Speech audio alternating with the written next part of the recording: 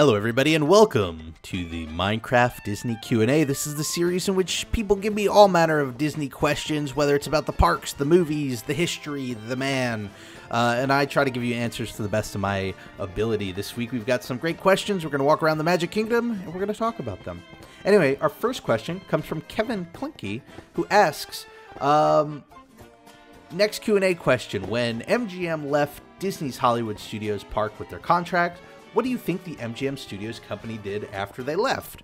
So, let's talk about the history of this a little bit. So, Disney and MGM signed a contract so that Disney could use the rights, or gain the rights to use the MGM name for their park. And that's why what we know as Hollywood Studios today used to be called Disney's MGM Studios.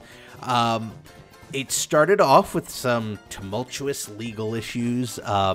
You know, MGM sued Disney because they argued that, you know, it was more than just a theme park. It was a functional studio, and that would clash with MGM's goals of being a movie studio.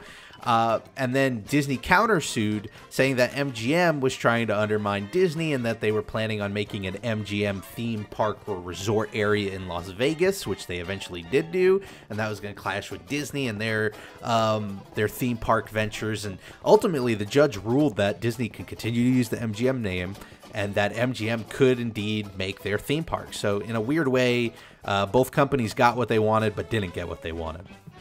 And so it just sort of formed this like really shaky like legal relationship.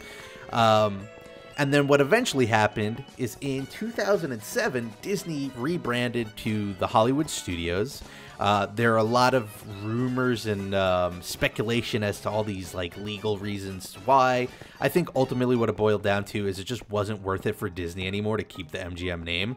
You have to understand, when MGM first opened, this was still a point in Disney's history where they were on the rebound from a pretty scary 1980s.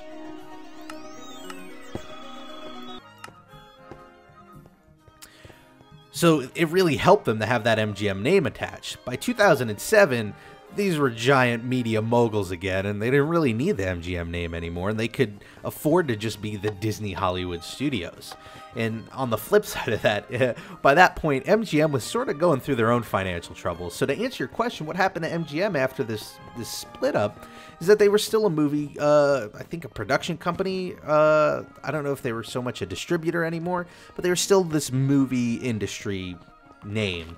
But they had a lot of financial troubles, and eventually, and I think it was 2011 or 2012, they declared bankruptcy. They eventually got out of bankruptcy, a lot of changing of the CEOs and the top executives, and now they're still around, and they do some like weird TV projects and a few movies. Nothing really great.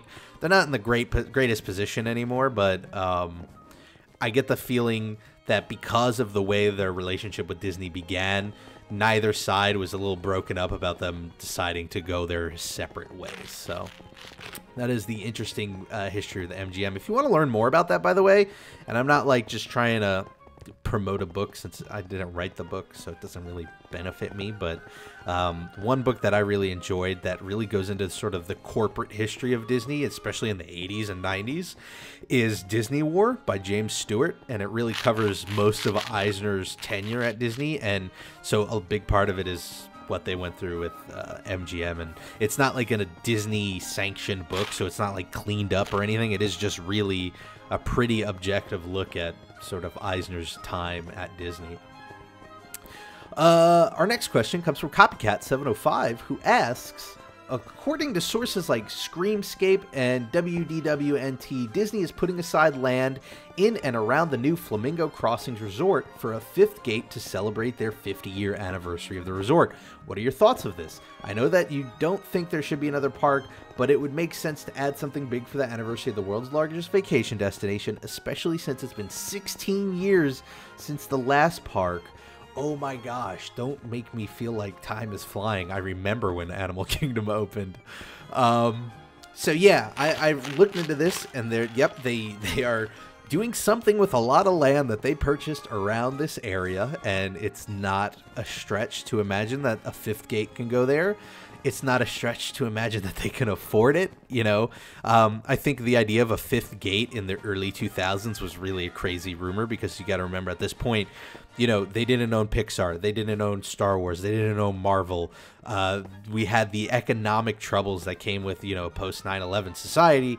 And so they were struggling to just add stuff to the animal kingdom. But now you have Avatar Land, you have Cars Land, you have this rumored Star Wars Land, you've got rumors for other expansions. So I guess it's not a stretch. And I think the 50th is 2021, right? Yes, it would be 2021 would be the 50th anniversary. That's far enough away that they could announce it and have it ready. Now, keep in mind, most of these parks were built within like 2 to 3 years. So even if they are going to build it and maybe they want to open it, on the 50th anniversary, that means we still might not hear about it for another couple of years. So I feel like, while it's an interesting rumor to speculate on, and I'd love to hear everybody's opinion on whether or not you'd want to see a fifth gate, I am assuming the answer is going to be yes. I wouldn't be surprised if you don't hear about it for a while, especially since they've got the sort of press cycle right now is focused on Star Wars expansion, Frozen, the new ride, possibly adding, a Pixar expansion in Hollywood studios. So I think really, they don't need to announce that news anytime soon. Maybe once that dies down or that's open, then they could go, guess what? We also have this up our sleeve. And yeah, like I've said in the past, my stance is, it's not that I'm against having a fifth gate totally. What I'm against is starting something before you finish something else. And I feel like Epcot and Hollywood Studios are two parks that could really use a sense of completion, especially also the Animal Kingdom. So basically all of them, except for the Magic Kingdom, sort of don't feel complete to me. And so I'd hope that if they do a fifth gate, they still put in enough resources and time into, the other 3 or 4 parks there. I also did say doo-doo back there, and that made me giggle on the inside. So yeah, and the big question I get, and I don't have an answer for it yet, is what would I do a theme on if it was a fifth gate? And I still have to come up with a good answer for that. Our next question comes from Andrew S., who asks, do you prefer the original Tiki Room or the version they did with Zazu and Iago, the under new management version? Man, so here's my answer, and I answered this on Twitter, but I wanted to expand on it. My answer is, I like the original better, but I'm really glad the under new management version existed. And I wanted to expand on that because I feel like that seems like a weird answer. Here's my answer. On a more expanded note, is I love the original. I would listen to the original. If you made me pick which one is going to exist from now until eternity, it would be the original. That said, I think the under new management version showed us a lot of interesting things in regards to Disney parks, Disney design. I think it was an interesting first in that I feel like there wasn't a lot of backlash over refurbishments or replacements in the parks until that one. That was, I think, one of the first ones that was sort of universally hated. And I think that was a really useful thing to happen because it proved that, Disney is fallible and they can make mistakes. And, now that they've sort of changed away from it, it shows that they're willing to admit that they've got mistakes. I think it's certainly caused me to appreciate the original a lot more to have the new one. And I don't think the new one was the worst thing in the world. I just didn't think it was as good. It just sort of felt forced, So it's one of those things where it's like, I'm glad it happened. I'm glad that there was that experience. I got to experience both. I got to understand why I like the original more, and I got to see sort of that part of that just change in the company. You usually don't see that very much. And then we actually started to see that a little bit more, and you see things getting replaced, and people are a little more open about it. I think once the internet became such a huge popular medium, I think we saw people, maybe not more people disliking things, but more people vocal about it. And by putting it on that world stage of the internet, it made it more apparent that people didn't like it as much. I think before that, Horizons closes and Mission Space opens, that happens in the early 2000s. The internet was still, it wasn't in its infancy, but it was still growing. And so I don't think it was as apparent to people, who were upset over something like that. And then our final question this week, as we slowly chunk by chunk head back to the hub, comes from Zach Duval, who asks, what's your favorite type of Disney transportation and why? Mine is the monorail. Well, that's great, Zach, because mine is the monorail too. I love the monorail. I love it because it looks futuristic. I love it because I'm a New Yorker who has grown up in New York. I ride the subway every single day, and to get to ride a faster, more efficient, free, and clean version of the subway called the monorail is really a nice vacation in terms of transportation as well. And it's something I wish we saw more of. I wish we saw more monorails in urban cities. You know, I was really excited when they were building a monorail here from the subway to JFK Airport. I was in high school when they were building it, and I saw them building it every day as I would go to high school, and I got really psyched because as a Disney fan, I think monorail, I think of the Walt Disney monorail. What it ended up being essentially was just a nicer looking version of the subway, which eventually ended up looking like a regular looking version of the subway.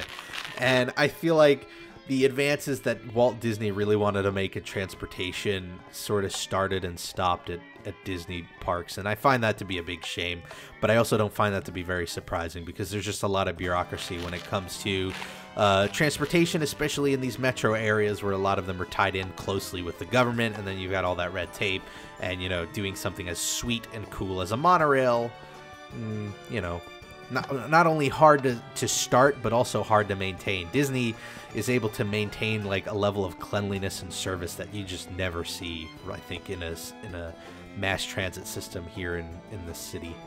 But there you have it. What's your favorite Disney transportation, and what would you want a fifth park to be about? Let me know in the comments below. If you have a question you would like me to answer, also feel free to leave that in the comments below. Or let me know on Twitter. I'm at RobPlays on Twitter, or I'm RobPlaysThatGame on Facebook and Instagram. And if you like these videos, you want to see more of these, all you have to do is hit that subscribe button and you'll get a regular Disney fix. I try to do a couple of these every week. Anyway, thank you all for watching. Have a great week. Whatever you're doing, make the most of it, because it makes it that much better. Thanks to my little Q&A crew who are following me around here today. And I will see you all next time for the next Minecraft Disney Q&A. Bye, everybody.